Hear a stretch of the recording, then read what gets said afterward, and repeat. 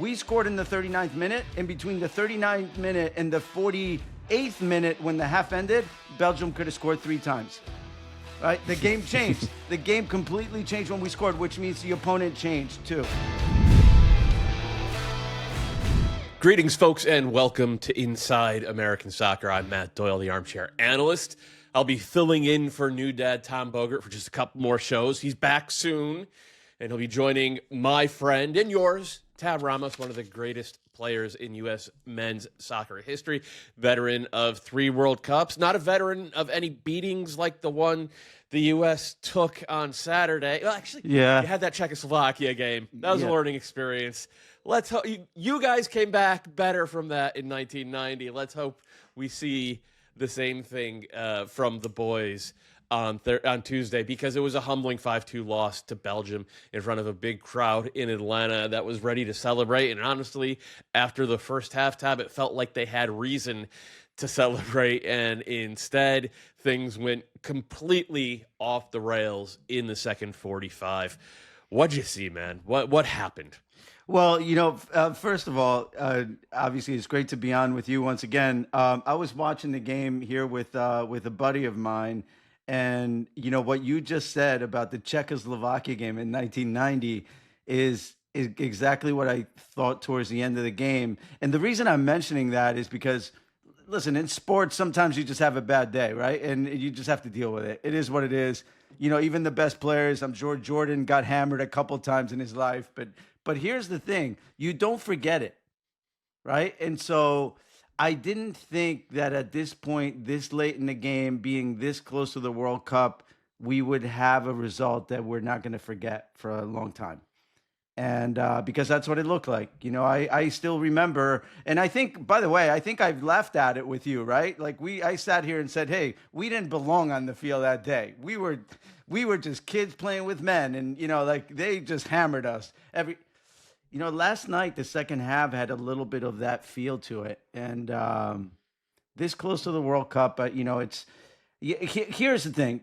I will leave it at this as my first assessment of what I see. I'm disappointed at the fact that this close to the World Cup, we got deflated yesterday. Not just the players, but I think the fan base. I think everybody that watched the game. We left the game. By the way, not necessarily thinking that we can't recover from this, but the way we're all walking off the field, let's face it, we're deflated at this point, and that's disappointing. Especially coming after the previous 3 camps, which had produced so many good performances and a couple of good results, and then a great result, the 5-1 over Uruguay, which is the mirror opposite of this one. The vibes were so high, and to come into this game and play really well in the first half. I honestly thought the U.S. outplayed Belgium in that first half, and then to have it all fall apart so completely in the second half, I think deflated is the right word. Before we jump into the specifics, we should talk for a second about the jersey issue, because the U.S. were breaking out for the first time the kind of the flag Waldo, which I thought looked sharp. Really great jerseys. The Waldos are my all-time favorite U.S. jersey, and Belgium had a very similar color palette on their own jersey. My understanding is that there was communication between the 2 team admins, but maybe not enough. And then once it got close to game time and they realized that they were wearing essentially the same looking jersey, neither team had backups on hand. And the players, Christian Pulisic, Weston McKennie, a few others said it was an issue. Pulisic says it's not an excuse at all because both teams dealt with that, but it can't happen. McKennie says, I won't put that at all for an excuse of the game, but definitely it was a little bit difficult whenever you do a quick glance to tell which is which. It was almost like a 50-50 thing. I mean, Belgium didn't have many problems with it to have, but it made for a tough watch. No, it's difficult. It's difficult for players on both teams. There's no question, because I think I'm going to go back to one of Christian's quotes maybe, and he said something about sometimes you look up and you're just looking for the color, right? Because it's normal. The game moves by quickly. It's not like you're necessarily aiming for a certain player, but you're looking at the color and that's your player. And sometimes especially when you play quickly, you're looking for the color, and it has a big effect on that type of pass. So I do agree with the players in this case, and taking into consideration that now we're dealing with timeouts and everything else with the quarters that we're playing now and all of these things that we're implementing to, I guess, make the game better. I think this is something that shouldn't have happened. Yeah, and the timeouts tabs referring to, there were hydration breaks in this game. One about the 25-minute mark and one about the 65-minute mark in the second half. Even though the game was played indoors in a climate-controlled dome, essentially. Look, man, I'm all for hydration breaks when the weather gets dangerous. It's outside, you're in the Florida sun or whatever. When you're playing in a dome and it's 72 degrees, that was a little weird to me. But all right, on today's show, we'll discuss where things went wrong versus the Belgians and what we can learn, because as Tab said, you have to learn from situations like this. It's a bad day, bad 45 minutes, but you got to figure out a way to make yourself better because of it. What Mauricio Pochettino has to say after the match and what it all means. We'll also acknowledge the few things that did go well. Shout out Weston McKennie, and give our starting 11 for the Portugal match on Tuesday. Plus, we'll talk about the roster and what we think the Belgium loss means for guys on the bubble for the World Cup. So Tab, let's get into it. I mean, we should start with the negatives. You've been banging the drum for months since I've been on the show about the matchup with Jérémy Doku. Tim Ream was not quite on an island in the first half, but it was close. And then in the second half, Belgium realized we weren't pressing their back line. So they had time to pick their heads up and hit these big long switches directly to their wingers. And Tim Weah went straight into the torture chamber. And that was, to me, the story of the game. Well, this is where I sound a little bit like a dad, because I hate to say I told you so, right? But I think I wasn't the only one, right? We've been saying, you can go back on these shows for, you're right, 2 or 3 shows where I said, okay, we're thinking of playing Tim Weah right back, which is okay, by the way. He does it at Marseille. He does a good job there. They wouldn't put him there unless he could do the job. Now, let me start by saying this. I went to Madrid to the Champions League game to watch Real Madrid, Manchester City. As we know, both top teams in the world, still being top teams in the world, still having Alexander-Arnold marking Doku. Madrid still needed Alexander-Arnold to delay to allow Valverde to come back and Pitarch to come in from midfield to triple team Doku before they challenged the ball. So I'm thinking, over the last 3 weeks, if Real Madrid has to play Doku with 3 players on him, why would we be thinking that we can do the job with 1? And this is why I'm not necessarily blaming Tim Weah for it. And maybe something broke down on the way, right? But he was left 1v1 with Doku too many times, and Doku at this point can beat anyone 1v1. Yeah, so Pochettino said afterwards that it was, quote, a lack of understanding from the midfield. He said, he pointed to Tanner Tessman, Johnny Cardoso, and Weston McKennie. Said we had 3 midfielders arrive to the same line as Tim, but they never went to help him. And he said he wasn't upset, because he told his midfielders they needed to help Weah on Doku and be aware of Doku cutting inside and shooting, which is what happened. The problem we had, Pochettino said, was no one helped in the areas you can help and are really important to help. Tab, that's almost more worrying than the performance, because if the coach is saying, we drilled this again and again and again, or I told the players this again and again and again, and then they didn't execute it at all, that is a massive issue. Well, yeah, because, okay, so you mentioned, obviously, it's part of your tactics of the week. Okay, be careful with Doku. When let's say, and I'm going to make this up, but let's say this is exactly what happened. U.S. team trained to know that when the ball goes wide to Doku, Weah goes there, he delays a little bit and waits for help before he challenges the ball. Let's say that's not happening. Let's say Weah forgot about it, and let's say the rest of the team forgot about it. But that's what you're there on the sideline for, to remind the players that this is supposed to be happening. And by the way, I just made fun of soccer now having timeouts after minute 22. You have the full team in at the 22nd minute where you can talk to the whole team and correct that, right? Then you have the rest of the half and you have halftime to correct that. So I think, look, I mean, there must have been a breakdown somewhere in communication there, but I think there's plenty of opportunity as the game is going to correct that as well. Yeah, there's, that is the frustrating part. I will say there will be ample film to use during training over the next, hopefully starting today, ahead of the Portugal game, because there's so much that needed to be corrected. And but I mean, you're right, Tab. Like, what's the point of those 25-minute, water breaks if you're not going to fix what's going wrong? And I will say, in the first half, it felt a little bit better, because I think that was because Belgium were forcing it really through central midfield, and the U.S. did a good job of making that really difficult. As I said, in the second half, because of the lack of pressure from the U.S. front line, they were just able to skip the midfield. One way they were doing it was by those long diagonals. The other one was by playing directly up the gut and challenging the center back pairing of Tim Ream and Mark McKenzie on long balls. First ball, second ball stuff. Not really what you associate with Belgium, but they realized if the U.S.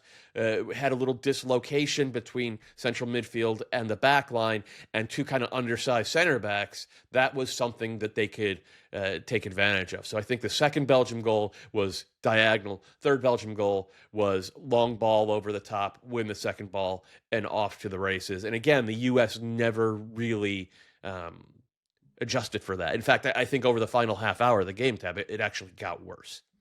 Yeah, I mean, there's a couple of things. So I'll start with some positives, right? And if I look at the game overall, I think some of the things that I saw from Tim Weah in the first half, in particular, a couple of balls that he got over the top, this is something that I can, if I'm looking forward now, and obviously, in the World Cup, we don't play Belgium in the first round. We're playing Paraguay and Australia as our first two games. I can see Tim Weah playing that position and actually having an important effect on what's going to happen with us offensively. So I like that. I like what he did. I like him coming from behind. I personally don't see that working without us playing three center backs. I just don't think we have enough quality at the center back position to play with two. I think we have to play with three, which would, free up Weah to go forward a lot and Robinson to go forward a lot. So a lot of that movement that I saw, both from Weah early on and from Robinson early on, I think it's positive. And I think that's something that we can do during the World Cup. I also, on the positive side, saw Johnny Cardozo that got involved in a good way, right? I mean, I think this was a positive outcome for him in this game. And by the way, we said before this game, we said this last week on the show, that you're never going to see a flashy Johnny Cardozo. That's just not the player he is. But I think he completed the right passes. I think he supported the right players. I think he made a couple of very nice passes moving forward. And although we're not asking for a lot at this point, I think he, if anything, helped himself with yesterday's game. Not saying a lot, I know, because not a lot happened, but I think he helped himself with the game that he played yesterday. And then I have to go to the negative side. First, I'll start with, why Turner in goal? Freeze has been playing in goal for the last 12 months and has done a great job. Why create that doubt at this point? Like, with one being the last camp going into the World Cup, if there's one position that could make or break your team, is the goalkeeper position. And we've lived it, fortunately, on the good side in this country for the last 30 years. From Tony Meola to Brad Friedel to Casey Keller to Tim Howard to all of those guys, right? We've been on the right side of that. We had been struggling coming into the last 6-8 months in this position. And I thought Freeze had done a pretty good job to earn that position and for us not to worry about it. I didn't understand that. I don't think Matt Turner played a bad game. I don't think he helped himself in terms of becoming a starter for the World Cup. But why create that doubt? I thought Freeze should have gotten the game. That's just me. Then, Salamaker's in the middle of the field. We could not track him. Like, he was alone. He played alone. He ran the show. For me, other than Doku, he was the best player on the field. He ran the show from them. Anytime he had the ball, he played as if he was alone. Really impressed with his game, and disappointed with the lack of us putting pressure on him and allowing him to turn time after time when he was creating so much in front of our back four and in front of our midfield. Other than that, I'd have to say, and I'll go back to this. I'll finish with this because sometimes it could be a little bit of fool's gold when you start to think, hey, we were good for 39 minutes until Belgium scored, and then until we scored, and then Belgium changed. Let's not forget, because we scored in the 39th minute, and between the 39th minute and the 48th minute when the half ended, Belgium could have scored 3 times. Right? The game changed. The game completely changed when we scored, which means the opponent changed too. And this reminds me of one thing, and I'm sorry I'm going too long on this, but it reminds me of one thing. When I coached in Houston, we were in games all the time.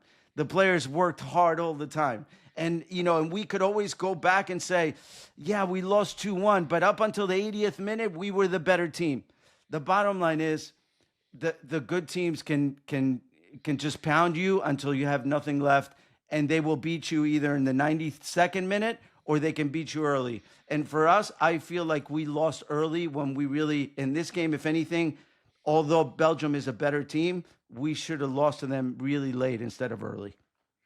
Yeah, to your point, Belgium could have scored 3 goals from the 39th minute to halftime. The U.S. could have scored 3 goals from the whistle to the 39th minute. They had their chances. Christian Pulisic, in particular, had a beautiful one that he put into row 30. And Pochettino said afterwards that has to be a goal.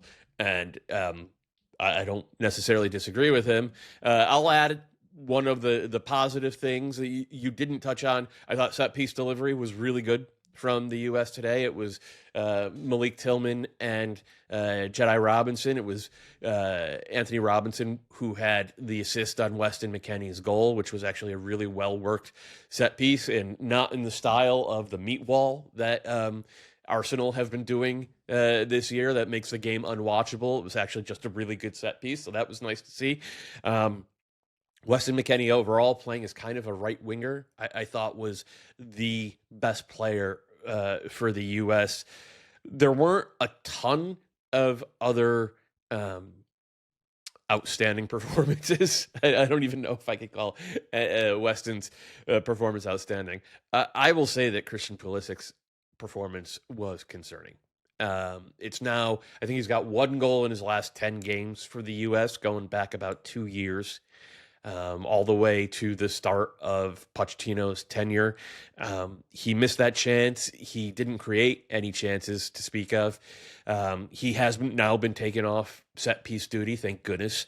And it was his lack of pressure to the ball early in the second half that allowed Belgium to get out on the run and to open the game up and to put Doku into 1v1 situations, either with Weah or even skipping Weah, who was pushing up on the right side and dragging Mark McKenzie out. And Mark McKenzie's a good player, but 1v1 in space, I don't like any center back in the world 1v1 in space against Doku.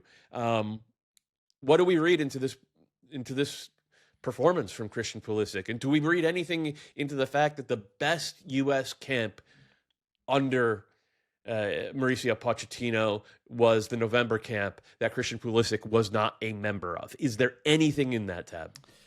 Well, I mean, you can't help but to read something into it, right? Having said that, I think that Christian just doesn't look as comfortable on this team for whatever reason. He still had a couple of chances to score. sometimes, especially against good teams like Belgium, is difficult to create those chances. I thought he created himself a great chance dribbling in the box on that left-footed shot that went over the top. That normally you would think he tucks that in the corner, right? And it just didn't happen for him. I'm not as negative about Christian's game as I've heard other people be, only because I still think he looks to me focused to want to do well, and I think he did create some chances for himself. Still we need a lot more from him, but in general, when I look at the performance of Christian Pulisic and the performance of Flo Balogun at the same time and see that they were not in the game much at all, I think this becomes more concerning as to why in midfield we didn't have the ball and we didn't create enough to put them in good position to make plays. Yeah, the U.S. Weren't able to really get a rhythm in possession. They were still dangerous at times with the ball going forward.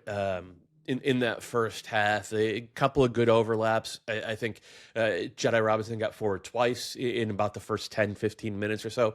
Faded out of the game a little bit after that, but he did look up for it physically. And of course, Weah had his hands full on the right, but he did provide some width in the attack at times. But this actually speaks to a little bit of a change in the tactical approach that we've seen from the U.S. over the previous half dozen games, Stab, because we've talked about it on this show, how it's a back four, but then one of the fullbacks slides in and becomes essentially a full-time center back while the other just pushes forward. I mean, think about Alex Freeman, what he did against Uruguay. He was nominally the right back, but he was basically playing as a right winger.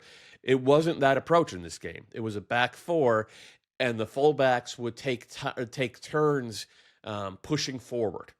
All right, and which is not unusual. We've seen that a lot over the past 30 years as tactics in the game have evolved.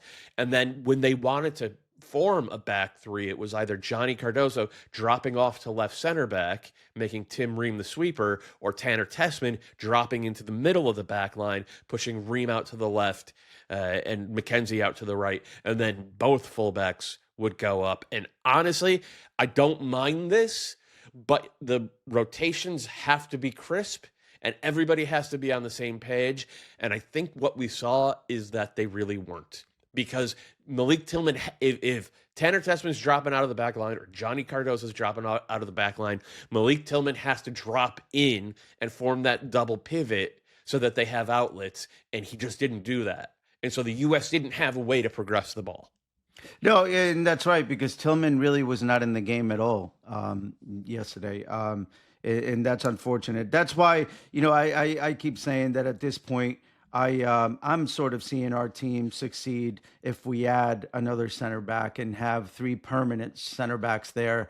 I think that would be the best solution to what we do. It would be the best solution in terms of allowing both Weah and Robinson to get forward all the time and to keep the center of the field steady without having, one of the midfielders drop or the other midfielder drop. You keep three in the back, you keep two defensive mids, and then you let everyone else attack. And no matter what happens, no matter when the turnover happens to come the other way, you're in good position in the center of the field and well covered.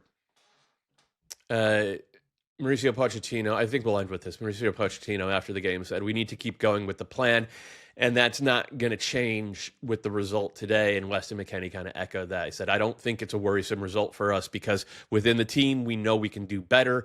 We know what went wrong, and we also know and believe fully that we can play with a team of this caliber. We have seen it before against Uruguay. They're top 10 team, just like Belgium are. We've seen the U.S. beat Paraguay and Australia, teams that they'll have to beat in the World Cup. Hopefully that is the real version of the U.S. and not the team that fell apart so completely in the second half of this one. We should mention, shout out to Big Pat Agiamon. He came off the bench, got a goal. I thought Ricardo Pepi came off the bench, helped himself set up the goal with his pressing. Both those guys did some good for themselves. Not a lot of U.S. players can say that after this one. For us, I think it's time for a break. Up next, we'll discuss what we want to see the U.S. do against Portugal on Tuesday, and we'll give our starting 11 for the match. Please rate, review, and subscribe to Inside American Soccer with Tom Bogert and Todd Ramos, wherever you get your podcasts. All right, folks, welcome back to Inside American Soccer. And Tab, let's just get right to it. We got another game coming up on Tuesday against Portugal. Let's go through your starting 11. Let's go line by line, right? We'll start in goal. You made your case for Matt Freese earlier in the show, and I assume that he's your starter for this game.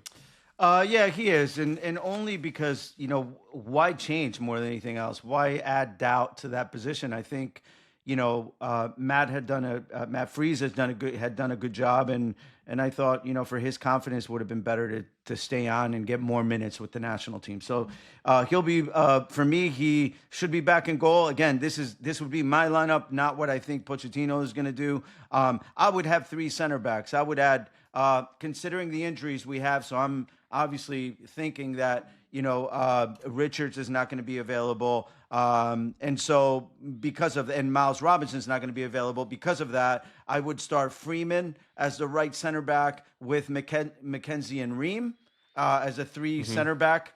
Way on the right side, Jedi Robinson on the left side. I would have McKinney and Tesman in the two central spots with Aronson, Pulisic, and Balogun. And the reason I'm going to add Aronson is because I think the team, without a doubt, will be a little bit deflated, as we mentioned before. And I think the energy that Aronson brings, I think, can have a really positive effect on the team at the moment. And I think at this time, although I think normally at the World Cup, this is not one of the players that I would put on the starting 11, I think the team needs Aronson a little bit at this time. Yeah, I've never been a huge Brendan Aronson fan, but coming off that game, where I've already said it 3 times on the show, but the U.S. front line was not doing the work to get pressure to the Belgian back line.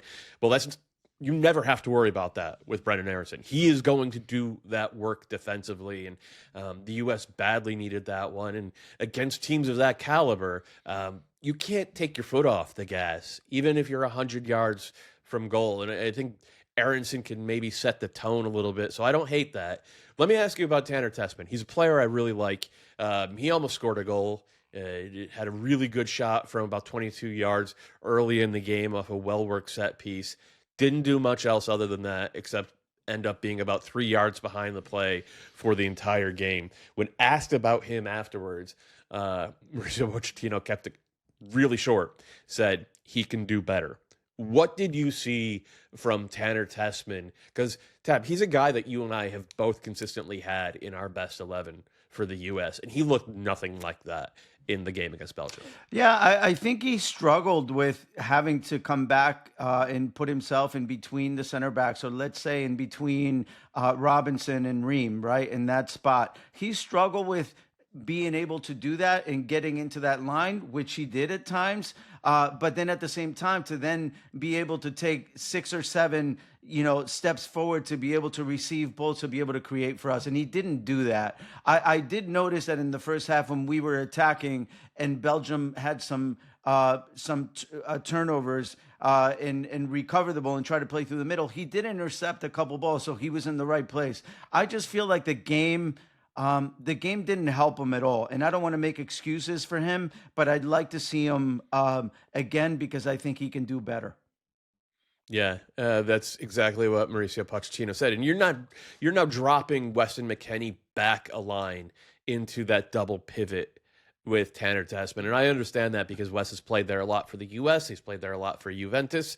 I thought he was really good in the attack for the U.S. against Belgium, but is it just a case of like, okay, he's probably this team's best player at this point. So you want to have your team's best player in the heart of it all, stirring the drink, and give him the responsibility to set the tone, probably have the most touches on the team? Well, the one thing you can always count on with Weston is that he's going to make that effort to to get around the field to try to recover the ball. I think if anything, what didn't help him yesterday was getting that early yellow card in the first half, and he lost a little bit of aggressiveness at that point. But I think we can't. I wouldn't take him off the field. I think he was still one of our best players yesterday, and he needs to be on the field. And in order to fit Aronson, that's the player that I have to drop a little bit. So I wouldn't mind doing that. I think that would be the right solution for me.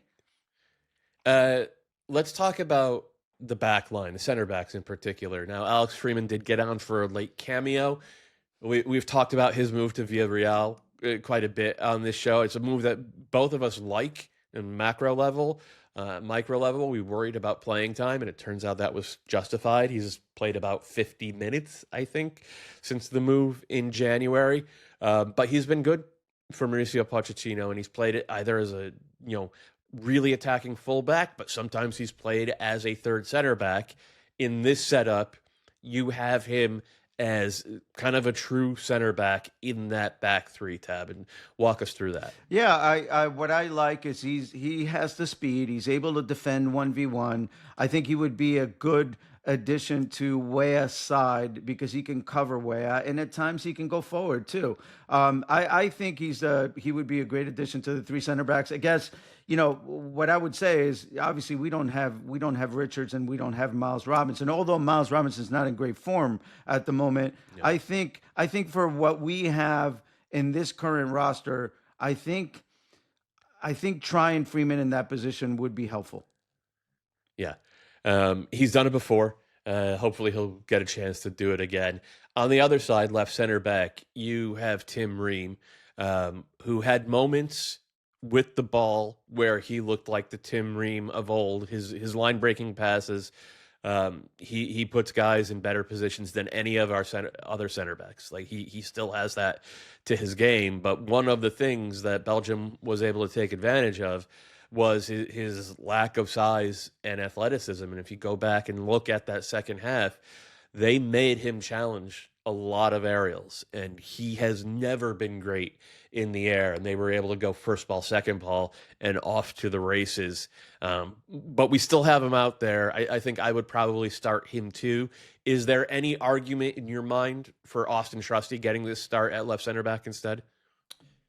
At this point, I would say no. I think, and I've been critical of Tim, and not critical. Obviously, Tim is a great player, has been a great player. But I've been a little bit critical because I think we can do better in that position.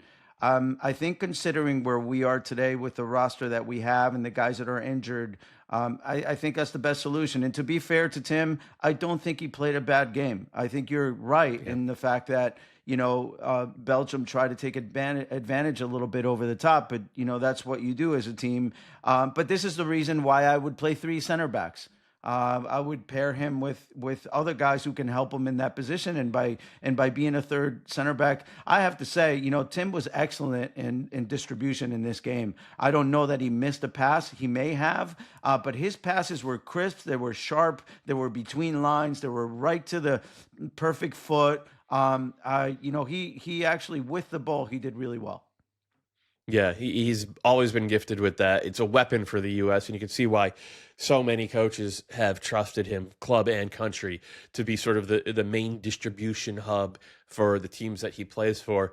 Let's go back in the other direction, up top. We've talked about it a lot on this show. For AC Milan, Christian Pulisic plays as a second forward. He doesn't have the responsibility to make the plays. It's more just finishing plays off.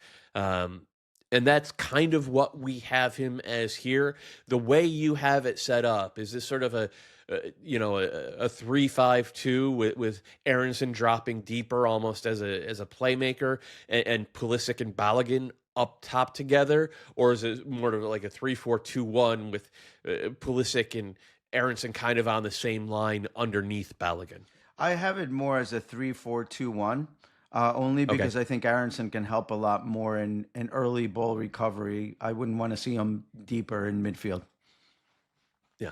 Well, we will see. Mauricio Pochettino has not hesitated to to throw stuff at the wall, see what sticks, and sometimes it has, and sometimes, as in the second half against Belgium, it hasn't.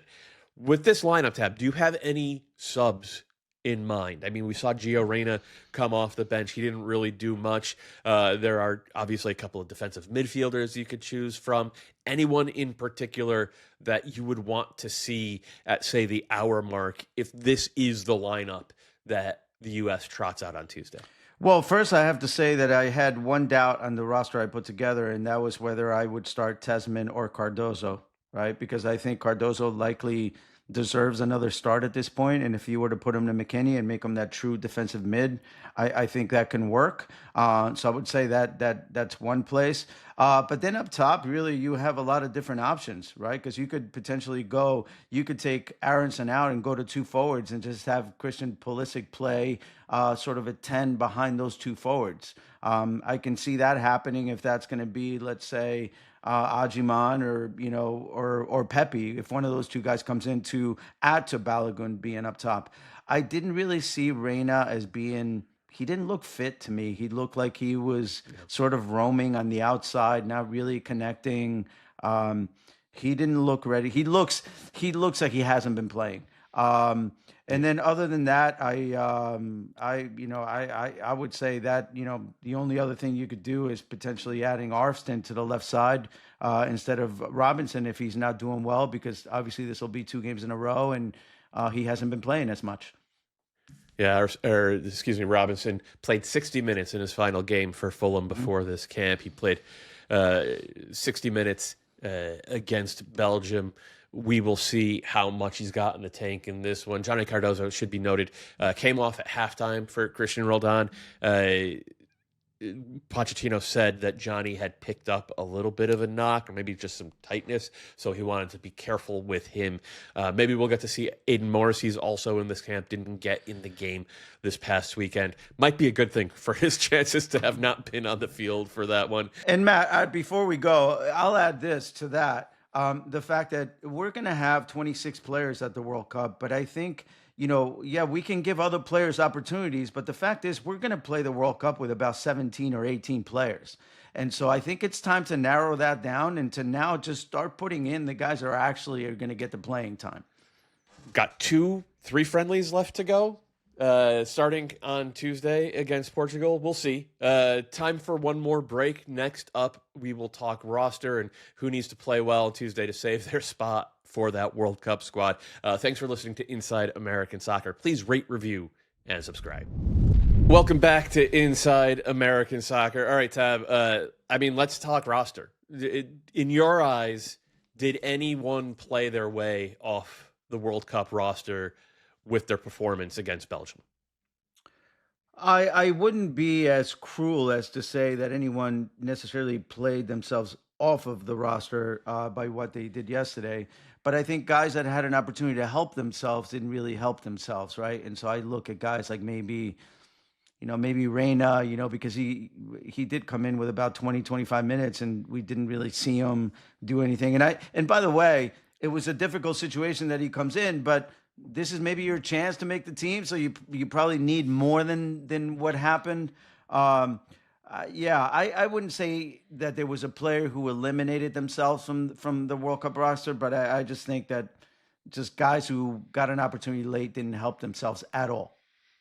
Yeah, Gio in particular, and I'm a big Gio fan, and I would take him basically no matter what, because he has that special playmaking talent, but he looked indecisive when he came off the bench, which is not what you want to see from a guy who's supposed to be your late game match winner. Sebastian Berhalter really struggled, obviously had a colossal error that led to one of the Belgium goals. Max Arfston, after being really good for the past year, was really bad in this one. I don't think anybody played their way off the roster from one game or one half. But we all know Diego Luna's coming back and where he is in Pochettino's eyes. We all know Tyler Adams is coming back and where he is in Pochettino's eyes. And we know that Serginho Dest is coming back and where he stands in Pochettino's eyes. Those are 3 guys, I think, that are going to be in the 26-man roster. So that means 3 guys who we saw on the field or at least in the squad, probably not going to be there this summer. So we'll just reiterate once again, this is a chance to prove it. And coming off that loss against Belgium, I think there's got to be a little bit more urgency in the group. And Tab, that'll bring us back to how we started the show, mentioning that 5-1 loss you guys took at the World Cup in 1990 against Czechoslovakia, and the immediate bounce back that we saw from you guys with your performances in the next two games, particularly the Italy game, which was, again, for those who don't know or don't remember, 1990, Italy was the host, one of the favorites. The U.S. 1-0 loss, could have been 1-1 if not for Walter Zanga's rear end. Really a borderline, I think, legendary performance from you guys. The guts that you showed in that moment. What was the discussion like in the group after that 5-1 loss, and how did you spin that together into that performance against Italy?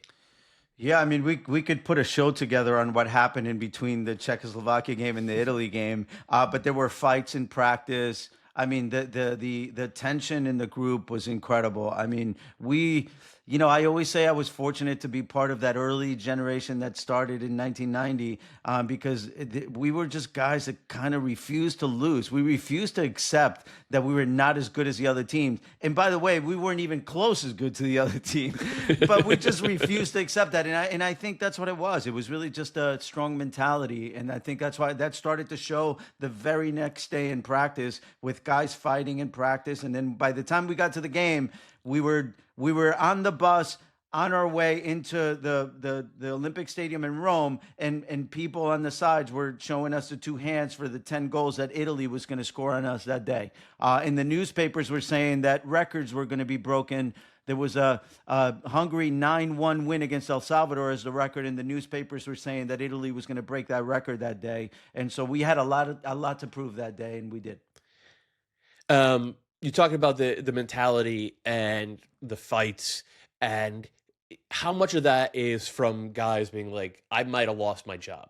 I have to fight. I have to really get stuck in practice because I want to hold on to my starting spot, or I want to win a starting spot. Is that or is it just embarrassment because of what happened, and you need some sort of escape hatch for that, some way to let that out and to take it out, and you actually end up taking it out on your teammates, but it ends up being a good thing in the end? Yeah, of course, because don't forget, you're playing for I don't want to say you're playing for your life, but you're playing for your job.